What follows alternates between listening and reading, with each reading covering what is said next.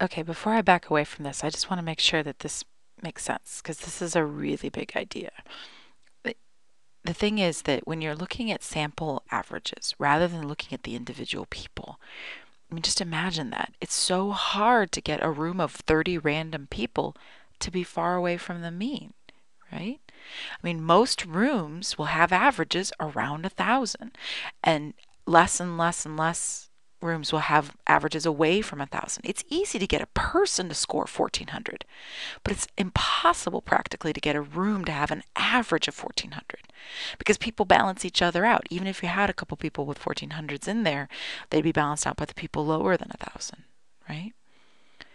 Okay, so the other power of this is that it gives us normality, and we really want normality.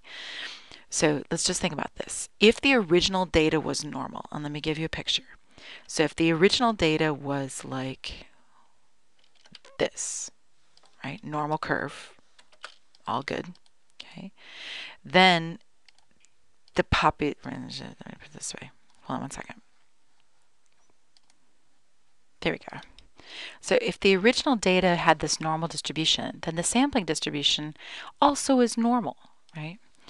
The sampling, here, let me put it this way. The distribution of sample means is also normal, right?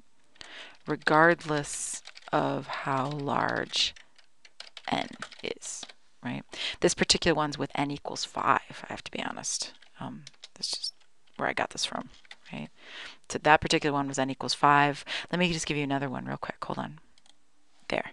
This is one with n equals 30, right? So notice they're both normal, right?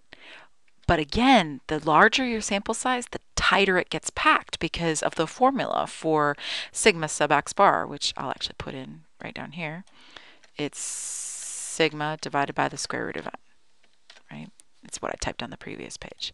And the mean just stays the mean, right? So the center is the center for all of them, whatever the center was. Like in our example was 1,000. So 1,000, 1,000, 1,000. That's where the center line is. But if it was normal, then it's still normal. The bigger your sample size, the more normal it is, right? And the more tightly packed it is. What if your original data was not normal? So let me give you an example. Hold on.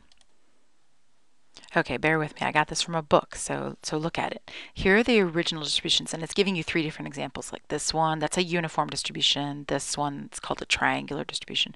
This one is called an exponential distribution. But you'd agree, none of these are normal, right? Okay, look what happens. 2, right? Look at this. Even at 2, this is starting to get normal.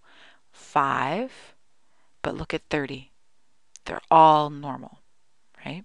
So what we say is then the distribution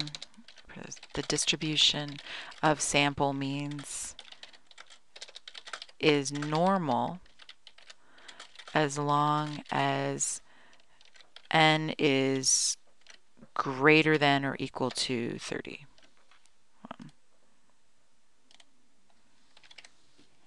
Now it's not a hard and fast rule because you can see that this one turned normal only at 5. This one's getting close to normal at 5. But we go with 30 because some of the worst distributions need that much. Honestly, some need even more than 30, but that's the rule of thumb we're going to go with. Okay, now think about how powerful this is. This is telling us that if it was normal to begin with, then it's normal no matter what, right? It just gets smaller and smaller standard deviation. If it wasn't normal to begin with, if you had some awful distribution doing some of these funky things, that's okay. As long as you're looking at sample sizes of greater than 30, then it will be normal, or normal enough that you can work with it.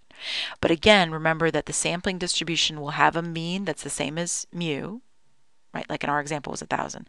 But the standard deviation shrinks. Look how tightly packed these curves are at the bottom. They're much more tightly packed than the original curves were up here, right? The spread shrinks considerably. But I'm trying to think, the center stays the same, okay? This is really great for us because normal is something we want. It's easy to work with and we're going to be using it for the rest of the course. Not normal stuff is really tricky, and I would take another course after this one. All right, I'll see you here for the next page.